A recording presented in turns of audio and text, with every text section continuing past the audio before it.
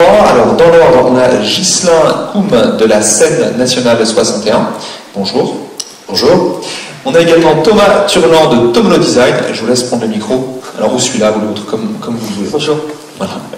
Et puis enfin, Pierre Ristic, qui est Community Manager. Donc, la société s'appelle eRocket. Mais voilà, on parlera surtout de vous en tant que personne, finalement, puisque c'est des gens qui les intéressent. Et je ne vous ai pas salué, donc je vous salue quand même. Bonjour. Bonjour. Alors, les nouvelles technologies, on a 3 corps de métiers différents. On a quelqu'un qui fait de la communication à la scène nationale et qui s'appuie beaucoup du coup sur les nouvelles technologies, donc c'est Ghislain qui est à côté de moi. On a également Thomas qui lui est plutôt graphiste indépendant. Alors on parlera un peu des spécificités de ce métier-là et de spécificités à vous en particulier. Et puis enfin on a Pierre qui est Community Manager. Alors c'est un mot anglais. Est-ce que Community Manager c'est un nom que vous connaissez? Non. Alors, en français, on dit gestionnaire de communauté. Voilà. Est-ce que ça vous parle? Oui? Non? Bof? Eh bien voilà, on est exactement là pour ça, pour que vous compreniez tous ces métiers-là et que vous sachiez exactement ce que ça veut dire. Alors on va faire le tour dans l'autre sens. On a commencé par gestionnaire de communauté en français. En un mot, vous pouvez nous dire ce que c'est que gérer une communauté? Alors, gérer pour une communauté, c'est souvent pour des marques.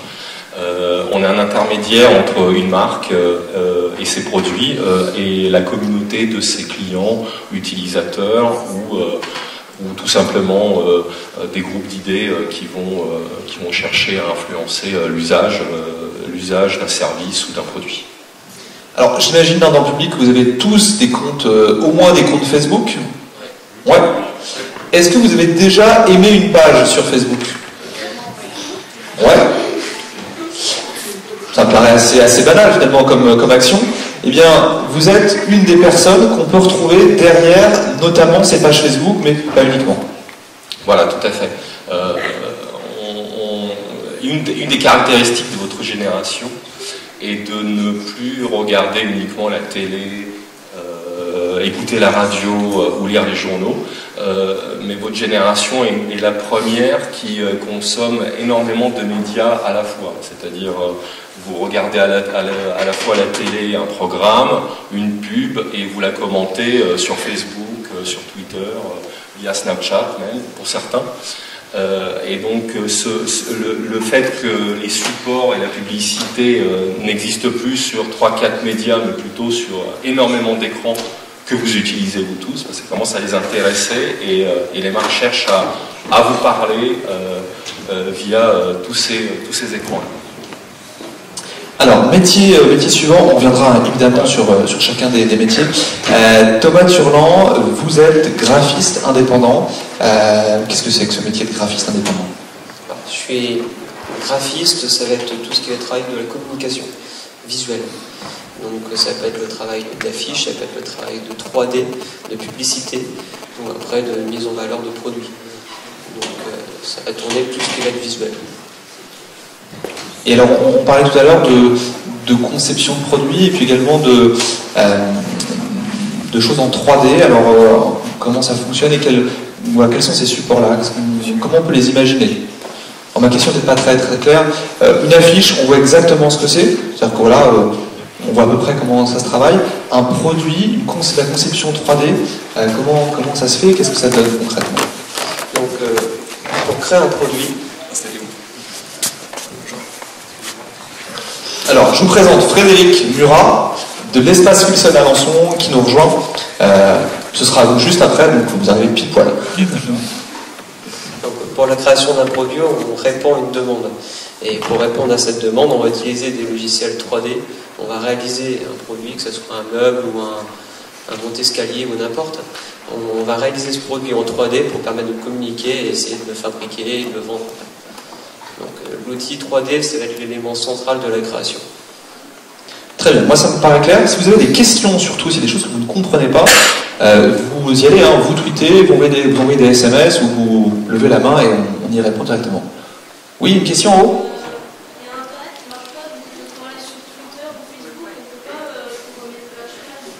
Je suis désolé, c'est vraiment pas de bol, c'est parce que moi je prends toute la bande passante avec la diffusion vidéo. Normalement, ça doit pouvoir marcher à peu près, mais si ça marche pas, si tu as des SMS illimités, t'envoies des SMS, pas de souci. Après, j'espère que vous allez pouvoir vous connecter à Internet. Il y a la 3G normalement ici. Hein. Moi, j'ai la 3G sur mon téléphone, vous aussi. Donc, si jamais sur Internet ça passe pas, essayez en 3G. Normalement, vous devriez pouvoir accéder à Twitter. On sent qu'on a des fans du numérique quand même dans la salle, tant mieux. Ghislain Koum, la scène nationale, votre premier métier à la scène nationale, c'est quoi? C'est un métier de communication assez généraliste? Oui, alors moi j'ai une question. Tout à l'heure vous posez la question, qu'est-ce qu'un community manager? Est-ce que vous savez ce qu'est un relation publique, le métier de relation publique? Ça vous parle? Ou pas du tout? Pas trop, non. Parce que finalement, relations publiques, c'est un métier qui existe depuis longtemps dans chaque métier. Il y a des relations publiques. Et finalement, enfin, je sais pas si vous le contredisez, mais community manager, c'est la même chose, mais avec l'utilisation du numérique. Donc c'est un peu le même métier, sauf que là, on va utiliser tous les systèmes que vous connaissez, Facebook, Google, Twitter.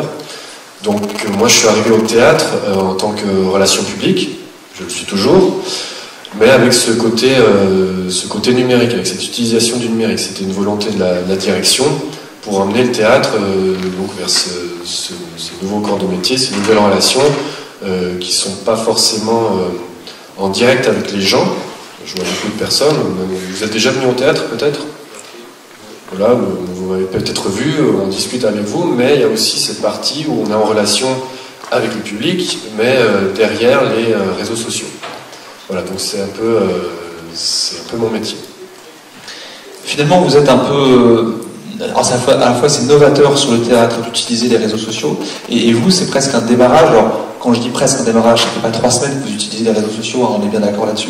Le théâtre est comme une expérience sur Internet, mais c'est quelque chose que vous accélérez finalement et sur lequel vous êtes de plus en plus présent, parce que pour vous, c'est quelque chose de pertinent.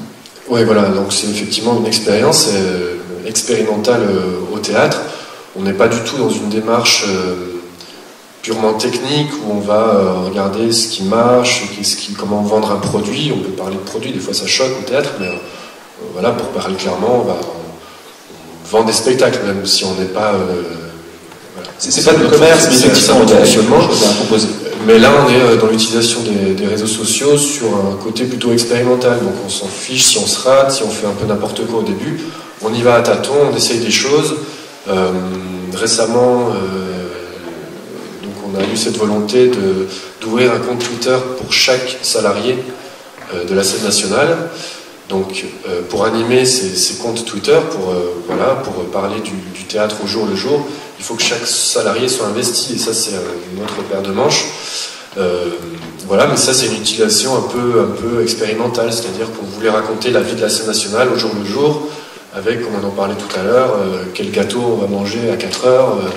Voilà, donc ça peut paraître ridicule comme ça. Parce que sur le compte Twitter de la scène nationale, on voit beaucoup de gâteaux. Hein. Ça, vous pourrez aller voir, vous pourrez les suivre sur Twitter, vous verrez plein de recettes de gâteaux. Voilà, alors l'intérêt de cette chose-là, c'est qu'au bout d'un moment, ça va former une sorte d'archive, une sorte d'histoire, une sorte de fiction en fait de la scène nationale au jour le jour. Et vous pouvez voir vraiment concrètement le travail qui est réalisé dans une scène nationale, outre ce que l'on peut s'imaginer, c'est-à-dire que c'est vraiment, quand on travaille, il y a des choses qui se passent à la machine à café, en dehors, on s'amuse, il y a des moments où on travaille, on est en relation avec certaines personnes, donc on voulait vraiment raconter ça. Donc il n'y a pas vraiment de démarche derrière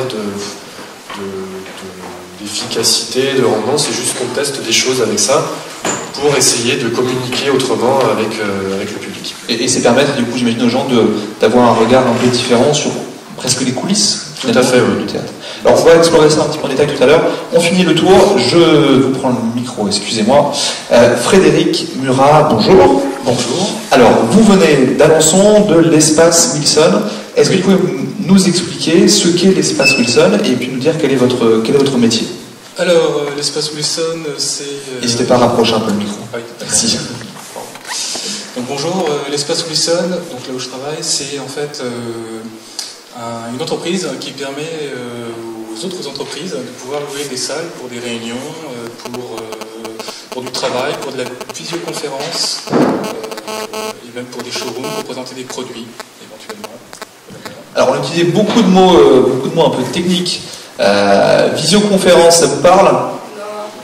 Alors visioconférence, je simplifie, mais en gros c'est Skype. Si vous voulez discuter avec quelqu'un, vous utilisez, par visioconférence, vous utilisez Skype. Il y a évidemment d'autres solutions qui existent, plus ou moins compliquées, techniques, etc. Mais finalement, c'est pouvoir parler avec quelqu'un à l'autre bout de la planète, ou même à côté de chez soi, mais avec à la fois la vidéo et le son, et de manière fluide et simple. Voilà. Espace de coworking, donc c'est espace de travail à plusieurs. L'idée, c'est quoi? C'est de permettre à des gens de se rencontrer pendant leur temps de travail, même s'ils font des métiers différents? Exactement, oui, c'est permettre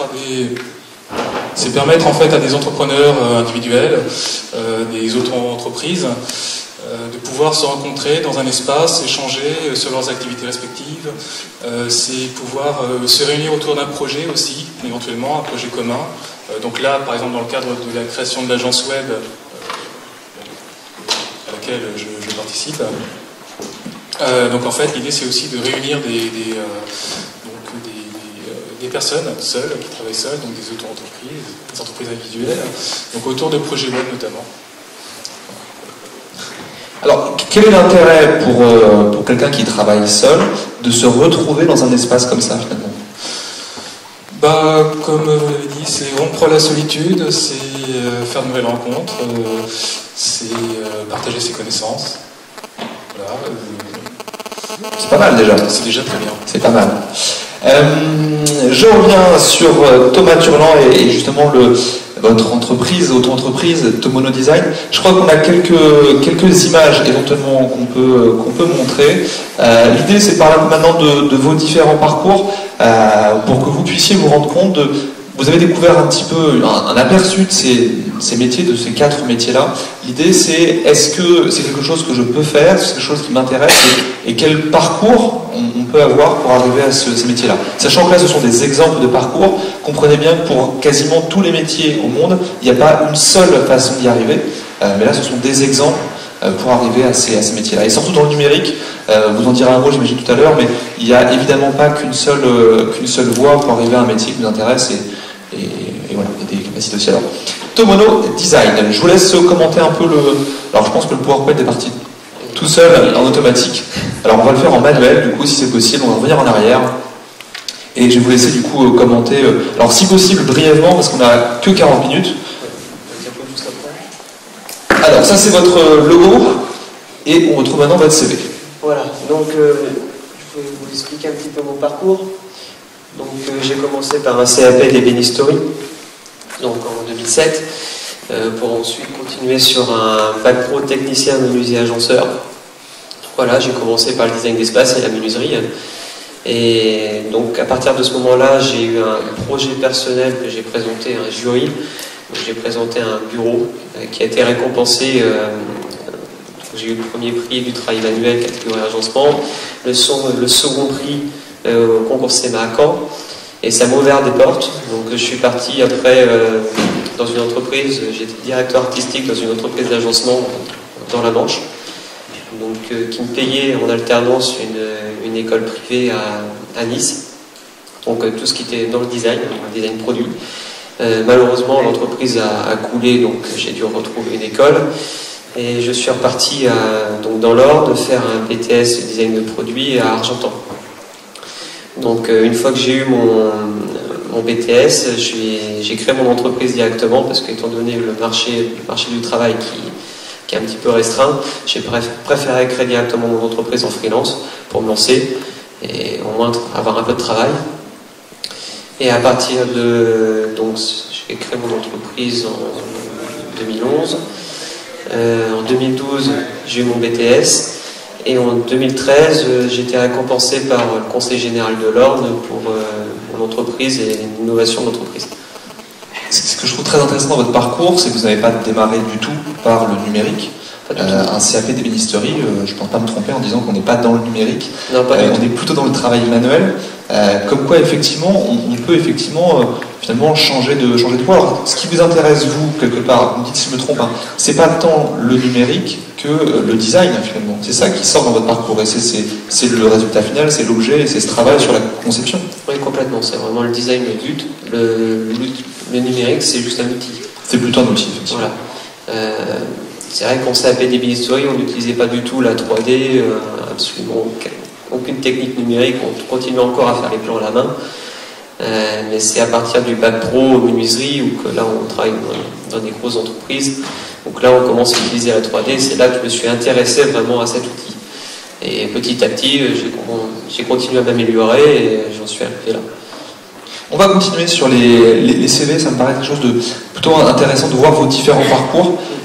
Pierre Ristic, alors on n'a pas fini de présenter du coup votre structure. On a dit que vous étiez donc gestionnaire de communauté ou community manager. Oui, tout à fait. Vous gérez 3 marques, une en particulier. Est-ce qu'on peut effectivement en dire un mot pour qu'on comprenne mieux, voilà finalement qui vous représentez quelque part et qui vous représentez sur la toile, on va dire. Oui, alors ça peut faire sourire, mais peut-être ceux qui ont une activité agricole ou des parents qui travaillent dans l'agriculture connaissent la marque de tracteur et de moissonneuse Claas.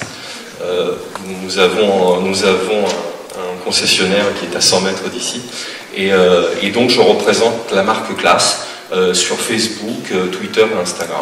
Donc je prends la parole au lieu et place de la marque. Enfin, on travaille en commun accord avec le service com, avec les commerciaux qui vont annoncer les sorties des nouveaux produits.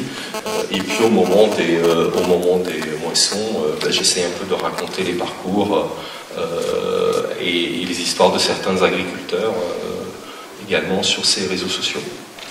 Votre parcours à vous, votre CV express, on va dire, vous êtes né dans le numérique ou finalement vous y êtes venu par la force des choses ou par goût Alors je suis né dans le numérique, mais je voulais tuer quelque part mon père qui était photographe par Oedipe, parce que j'avais une fascination des mondes des médias, mais je n'ai réussi à décrocher qu'un diplôme de biologie. Et puis par la force des choses, je me suis retrouvé à faire de la gestion de flux industriels de photos. C'était ma spécialité pendant près de 10 ans. Donc un profil très direction informatique avec des serveurs à connecter, des photos à faire transiter, des photographes jusqu'aux médias. Quelque chose de très technique pour très technique, et pendant 10 ans comme ça, je m'occupais à livrer des photos jusqu'à un jour passer le cap et essayer de retrouver un peu la passion du journalisme, mais avec un autre aspect qui est celui d'écrire sur les réseaux sociaux. Donc là, encore une fois, on n'a pas la voie royale, on va dire. Je ne sais pas si la voie royale existe d'ailleurs, de toute façon. Non, je pense que c'est plus le numérique, c'est une agilité, c'est une réactivité. Le numérique vous permet d'entrevoir de nouvelles perspectives, de les découvrir, de les tester. Notamment, vraiment, il y a une notion de test qui est importante dans le numérique. Le numérique, c'est essayer. Et donc une certaine agilité, le fait de s'adapter à une demande, à son propre caractère.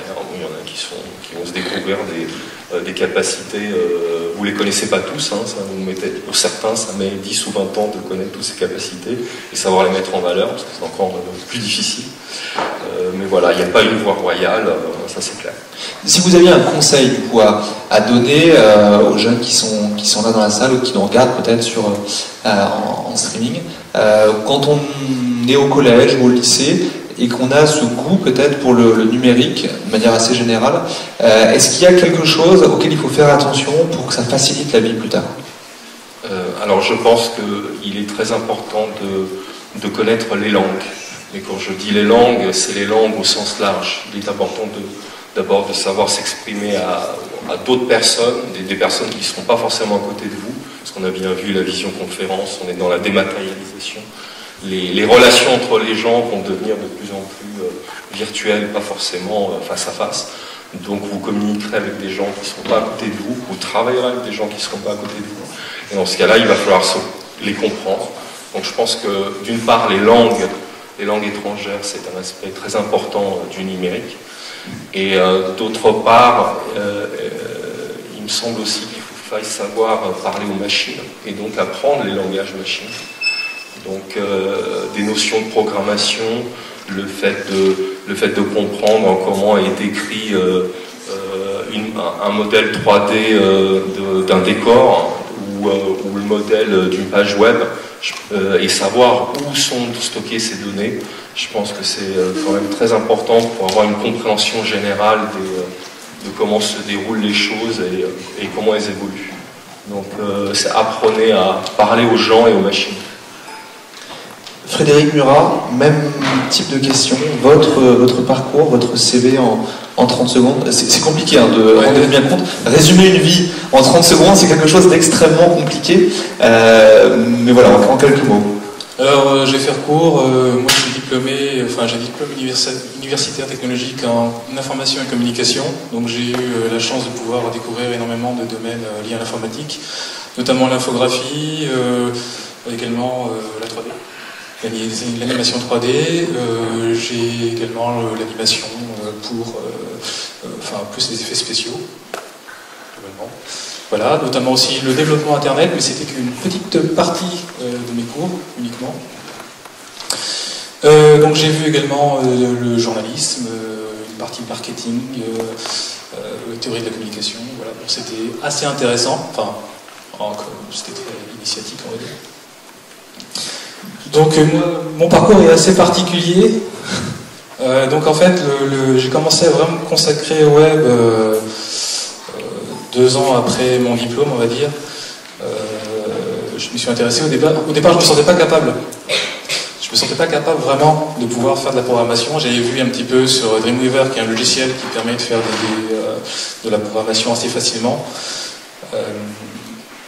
Donc au départ, c'est vrai que j'avais beaucoup de mal à utiliser ce logiciel en particulier, je comprenais très très mal le code, mais je sais pas, ça m'a pris d'un coup, un jour, je me suis dit bon, je vais faire de la programmation, et puis je me suis vraiment consacré à ça. Donc en parallèle, je travaillais, j'avais une activité, j'ai travaillé en usine, j'ai travaillé dans le commerce, et donc le soir, quand je rentrais chez moi, je bûchais. Je travaillais en fait la programmation informatique, donc HTML, CSS, PHP, JavaScript. Donc j'ai vraiment appris en autodidacte. Alors tout ça, on va citer des noms de langues, on va dire, informatiques. Voilà. Ce sont tous des langues pour apprendre à coder des sites web. Donc voilà, HTML, CSS, PHP, voilà. Ce sont vraiment c'est un peu comme si on vous expliquait qu'il faut apprendre l'anglais, l'espagnol, l'allemand pour pouvoir faire un site web, en gros. Je caricature un petit peu les choses, parce que c'est pas forcément aussi compliqué que ça, mais les langages fonctionnent de manière assez différente finalement les uns des autres. Oui, ils n'ont pas le même but. Oui, c'est comme, on peut faire le parallèle avec les langues, comme l'anglais, l'allemand, effectivement. Donc là, par contre, c'est un peu plus peut-être mathématique, entre guillemets, mais il ne faut pas que ça vous fasse peur. Ce qu'il y a, c'est que les langages informatiques, c'est pas du chinois, ça a un sens. Certes, peut-être au départ, se plonger là-dedans, ça peut paraître compliqué, insurmontable. Mais vraiment, si déjà à la base on a un peu cette volonté de vouloir progresser, on peut y arriver très facilement en fait, à vraiment comprendre tout ça, et assez rapidement même. Et alors l'espace Wilson, vous êtes arrivé du coup comment suite à ça? Donc en fait, moi en janvier 2013, j'ai créé une auto-entreprise, donc WebDev61, donc le site est toujours en ligne, webdev61.com si vous voulez le consulter. Donc je propose en fait des services, donc création de sites vitrines pour présenter l'activité des entreprises, site e-commerce, je propose de la maintenance, l'audit et du conseil. Donc en fait, j'ai développé cette activité pendant une bonne année, et puis là, au cours du mois de janvier, février, j'ai été contacté, j'ai pris contact avec l'espace Wilson, et parce qu'en fait, ils recherchaient un développeur, un chef de projet web, pour la création d'une agence web. Voilà. Et donc le projet, l'idée était intéressante, le projet m'a emballé, et donc je me suis dit bon, je vais me lancer là-dedans. Voilà, c'est une nouvelle aventure. Mais c'était tout neuf, l'espace Wilson, ça a 1 an et demi aujourd'hui. 1 an, je crois que c'est vers 7 mois. Ouais, c'est ça, c'est vraiment quelque chose, un projet qui est tout neuf. Ouais. CV, biographie, Ghislain Koum, comment vous êtes arrivé à la scène nationale 61 ? Vous dites pas que vous avez été plombier, parce que là... Non, c'est pareil, c'est un peu atypique, mais effectivement, il n'y avait pas, en tout cas à mon époque, il n'y avait pas de voie royale. Peut-être que maintenant, il y a des formations qui se dessinent vraiment spécialisées dans ces métiers du numérique. Je ne pensais pas du tout être là aujourd'hui à la scène nationale. Moi, c'est un peu le parcours du combattant. J'ai fait musicologie, après j'ai fait une école de théâtre, ensuite à Paris. Au départ, j'ai même fait un début de prépa HEC. Donc c'était un peu brouillon. Je vous conseille pas de faire comme moi, ou en tout cas, ceci dit, pourquoi pas. En tout cas, voilà, à 30 ans, j'ai repris les études parce que on se rend compte qu'au bout d'un moment, il faut quand même des diplômes. Voilà, c'est ce que je peux vous dire. Donc, voilà, à 30 ans, en paix avec moi-même, volontaire, j'ai repris les études et j'ai fait une formation d'administration et gestion des entreprises culturelles. Ça, c'était un profil très gestionnaire, sauf qu'à côté, j'avais toutes ces envies de communication, tous mes stages, je les ai faits en com. Donc j'étais vraiment attiré par tout ce qui était communication et aussi tout ce qui était numérique. Donc pareil, j'ai appris sur le tas à développer les petits sites, mais c'était vraiment du loisir pour moi. Et j'ai engrangé pas mal d'expériences en travaillant notamment sur le parc de la Villette à Paris. Donc voilà, toujours dans le même domaine dans lequel je suis là. Et puis à côté, à développer cet aspect multimédia. Et ce qui fait toute cette expérience engrangée m'a permis de postuler à la scène nationale qui recherchait relations publiques et qui gérait en même temps le multimédia. Donc tout ça regroupé, cette expérience m'a permis d'être ici aujourd'hui. Donc c'est un petit mélange de diplômes et puis aussi de compétences, d'envie voilà, personnelle. Je voudrais qu'on dise un mot, pendant qu'on parle effectivement du côté numérique à la scène nationale. Il y a un groupe d'activistes, alors je crois que c'est le mélange de hackers et d'activistes qui est lié à la scène nationale. C'est un groupe de jeunes, ils ont entre 12 et 17 ans, je crois, c'est des vidéotags. Est-ce qu'on peut juste expliquer un petit peu ce projet? Et du coup, vous encouragez aussi à aller jeter un coup d'œil sur leurs différents comptes, Twitter, Facebook ou autres. Alors oui, c'est un projet que l'on mène avec la scène nationale et les centres sociaux d'Alençon. Ce groupe de jeunes, sur toute la saison théâtrale, va rencontrer les artistes voilà, sous forme d'ateliers, ils vont assister aux répétitions, ils vont jouer avec eux. Hier, par exemple, ils sont allés sur le plateau, ils sont échauffés avec un artiste qui était en résidence. Donc ils vont découvrir un peu les coulisses du théâtre et en même temps, ils ont avec eux leur téléphone, leur caméra et ils filment tout ça, ils mettent ça sur Twitter, donc ils communiquent en fait, ils mettent à vue les coulisses du théâtre via ce groupe. Donc c'est vidéotag, hashtag vidéotag sur Twitter. C'est ça, sur Twitter. Vidéotag, vous pouvez les trouver facilement. Ok. Avez-vous des questions? Parce qu'on parle, et j'ai pas fait attention s'il y avait des SMS ou des questions. Est-ce qu'il y a des SMS? Pas de SMS. Est-ce qu'il y a des tweets en succès de la part des jeunes qui sont dans la salle qu'on a reçus? J'ai bien assisté qui avait tweeté un peu, mais... Parce que en fait, on a des retours vidéo juste devant nous. C'est juste écrit de manière minuscule, donc je ne peux pas voir grand-chose de ce qui est marqué. Par contre, je vois les logos. Donc c'est pour ça que je vois les tweets qui défilent quand même.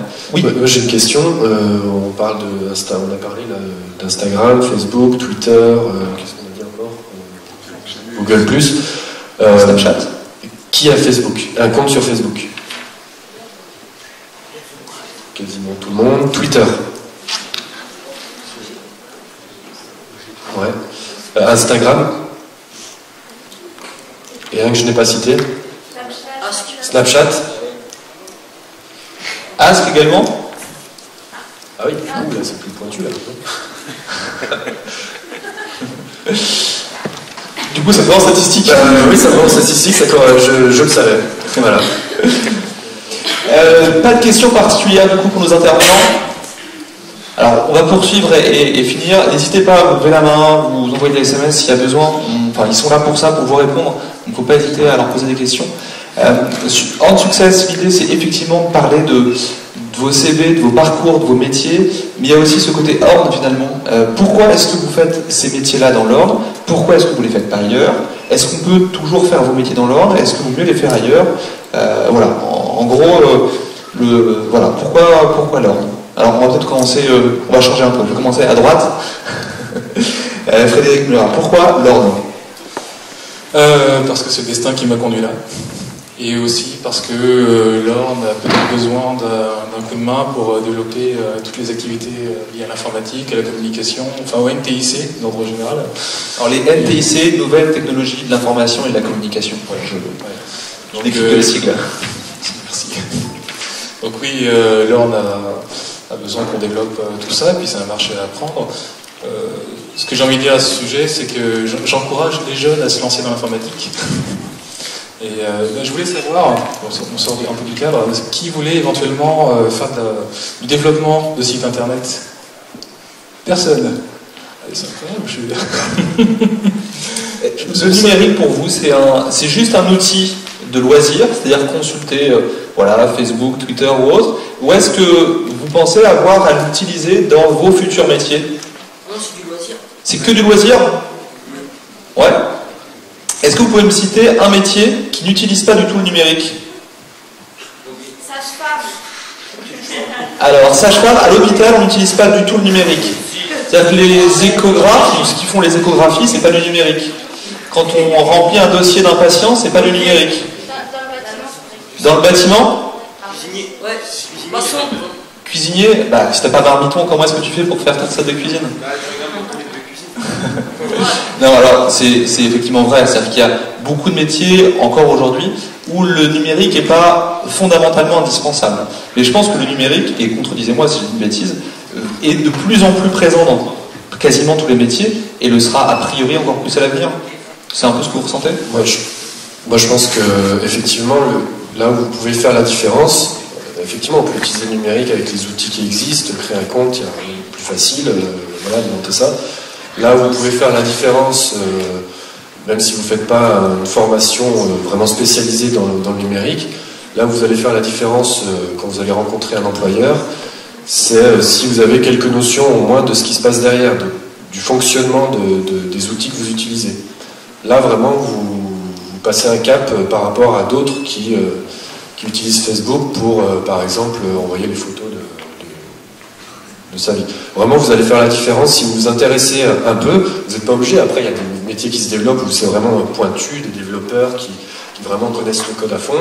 Mais si vous avez une vision d'ensemble de tout ce qui peut se faire, de comment ça peut fonctionner, voilà, le développeur, vous avez quelques notions de code, CSS, HTML, comment gérer des flux, je sais pas, des photos, enfin voilà. Tout ce qui se passe derrière, si vous avez quelques notions, là vous allez faire la différence. Vous pourrez par exemple être même chef de projet, voilà, sans toucher vraiment spécialement à un domaine, mais vous allez tout connaître un peu, et ça c'est très important. Alors, moi je vais rajouter pour l'exemple de la cuisine, parce que comme le numérique ça bouleverse un peu tous les intermédiaires, les grossistes, tous les métiers même de commerce, et donc quand vous êtes cuisinier, un des enjeux c'est que vous puissiez préparer quelque chose de qualité le plus vite possible et le moins cher possible. Et là on a la proximité, on doit retrouver des fournisseurs de légumes ou de viande qui soient pas loin, qui produisent de la qualité, et je suis prêt à parier 9 chances sur 10 que c'est par l'intermédiaire du numérique que vous alliez le retrouver. Moi, je vois que quand les gens achètent du foin pour les chevaux, ils passent par le Bon Coin. Ça veut dire que le numérique est partout.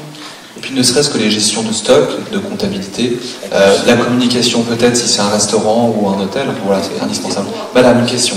Je souhaitais savoir justement où est-ce qu'on peut apprendre tout ce qui est fonctionnement des outils numériques et puis connaître les langages informatiques. Alors là, je vais vous inviter sur l'espace à l'intérieur, vous avez à l'entrée le stand du BIGE, sur lequel vous avez un portail avec des sites internet pour trouver les différentes écoles, on va dire en France ou en région, qui apprennent tel ou tel métier du numérique. Et puis vous avez, je crois dans le forum, enfin j'en suis même sûr, un stand de l'échangeur Basse-Normandie qui fonde avec, je ne vais pas de bêtises, j'ai pas les données sous les yeux, avec d'autres aussi partenaires sur Alençon, une école du numérique. Donc vous pouvez aller les voir et vous pouvez effectivement discuter avec eux. Peut-être qu'ils ne forment pas à tous les métiers, mais peut-être qu'il y a certains métiers qui sont intéressants.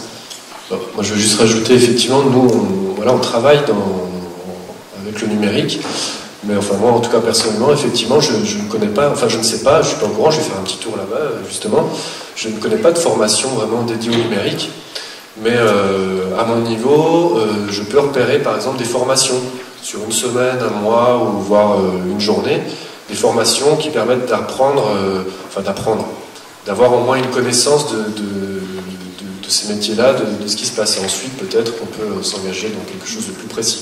Mais effectivement, moi, en travaillant dans le numérique, je ne connais pas de formation, comme ça, je n'ai pas cette connaissance. De cursus plus précis, ouais. Et si par exemple je souhaitais le faire moi sur mon livre comme ça, est-ce qu'il y a des supports? Alors là, je peux répondre complètement à votre question pour le coup. Il y a une chose qui est bien avec Internet et qui est même magnifique, c'est qu'il y a beaucoup d'entraide sur Internet, il y a beaucoup de données. Et donc il existe des sites Internet sur lesquels on peut apprendre à créer des sites Internet ou à utiliser d'autres outils numériques. Juste pour information, il y a un site qui s'appelle Open Classroom, qui s'appelait avant le site du zéro. C'est fait par deux Français, enfin un Français et puis ils sont deux aujourd'hui sur cette structure-là. Mais c'est vraiment, on va dire que c'est un fleuron des sites internet français et de l'apprentissage numérique français en ligne. Donc Open Classroom, tous les cours d'ailleurs sont complètement gratuits et c'est extrêmement bien fait. Pour quelqu'un qui démarre complètement dans le numérique, qui voudrait apprendre des choses, sincèrement, on est sur quelque chose de pertinent. Donc ça, c'est pour la partie j'apprends en ligne. Et puis, il y a plein de tutoriels plus ou moins bien conçus qui existent sur Internet. Mais là, celui-là est plutôt pas mal. Et puis, il y a les EPN, les espaces publics numériques. Donc, en tant que particulier, vous pouvez vous rendre dans un EPN et puis prendre contact avec l'EPN pour savoir ce qui existe comme formation, alors en fonction de vos demandes, de vos compétences, etc. Et puis vous aurez des renseignements importants là-dessus. Il y a l'EPN de Mortagne qui est présent ici dans le hall, mais il y a aussi d'autres EPN. Il y a 120 EPN en Basse-Normandie, donc espace public numérique. Donc normalement, vous devriez pouvoir trouver des liens par rapport à ça et de quoi vous guider. Et évidemment, le Bureau d'information jeunesse de l'Ordre est un EPN, a même deux EPN, puisqu'il y a un EPN fixe à Alençon, et également un espace public numérique mobile qui circule dans le département. Et l'espace Wilson, puisqu'on a reçu la documentation de l'espace Wilson il n'y a pas très longtemps, propose aussi des soirées ou des demi-journées pour découvrir certains aspects du numérique. Oui, effectivement. Donc le programme peut se retrouver en ligne ou est-ce qu'il faut aller sur place? Il y a le programme en ligne, par contre du coup on n'a pas tout mis, mais oui on propose des formations. Donc alors là c'est l'initiation en fait, il y a les ateliers do it yourself, donc c'est pour s'initier. Do it yourself, faites-le vous-même. Voilà, donc c'est pour s'initier à toutes sortes d'activités, pas seulement liées à l'informatique, c'est à toutes sortes de domaines, également ça peut être sportif, la cuisine, etc. Après on propose vraiment des formations, donc là plus pointues, on va dire. Donc dans l'informatique ça va être créer son site web, ça va être lié à l'utilisation de logiciels administratifs. Voilà, et puis créer son site web et plein d'autres choses comme ça. Alors on est un tout petit peu en retard, on va juste finir le tour de table sur le pourquoi dans l'ordre. On vous a pas beaucoup entendu, Thomas Turland. Pourquoi l'ordre, pourquoi pas ailleurs, et est-ce qu'aujourd'hui on peut faire ce que vous faites dans l'ordre sans trop de problème? Oui, alors j'ai choisi l'ordre parce que déjà j'ai fait le BTS à Argentan, donc ça fait que je me suis retrouvé ici. Et j'ai décidé de rester dans l'ordre parce que c'est assez bien centré. L'ordre, l'avantage c'est qu'on n'est pas loin de Paris. À Argentan, on n'est pas loin, on est à même distance de Caen, Alençon ou d'autres villes. Donc on est assez bien centré. Donc c'est pour cela que je suis resté dans l'ordre. Ça permet d'avoir un secteur assez excentré de Paris, mais en même temps avoir une zone assez tendue.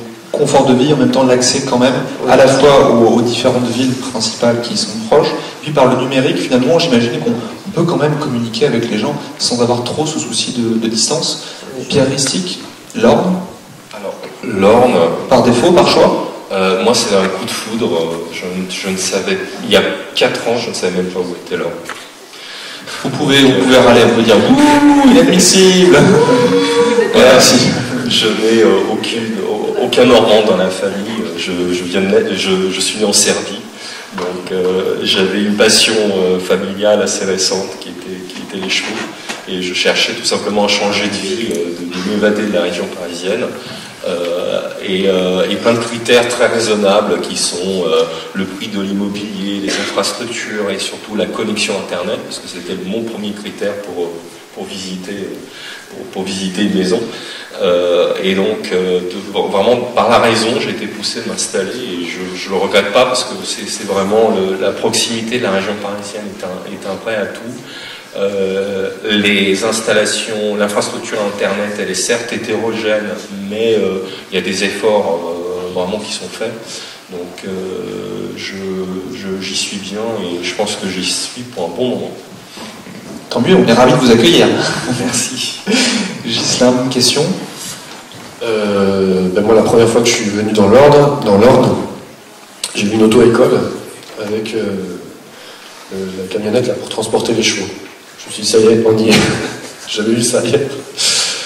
Moi, je suis arrivé ici, quand je postulais, je cherchais un métier, je cherchais dans la France entière, donc c'est le hasard qui m'a amené ici.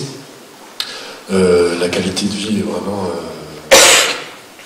énorme par rapport à Paris. J'ai été 10 ans à Paris juste avant. Et je pense que j'y suis aussi pour un bon moment. Ouais. En fait, quand on arrive ici, tout est là, la connexion Internet. En fait, l'Orne, c'est comme le Nord, c'est ça, c'est une pleure de foi en arrivant et en repartant. Merci pour toutes ces précisions, pour votre témoignage. Est-ce qu'il y a encore une ou deux questions avant qu'on arrête, ou c'est bon? Pas de questions? Eh bien, si vous voulez discuter avec nos intervenants, vous devrez pouvoir les croiser encore quelques minutes dans le forum, dans le hall. Merci de votre attention, merci beaucoup à vous quatre, et puis à une prochaine fois.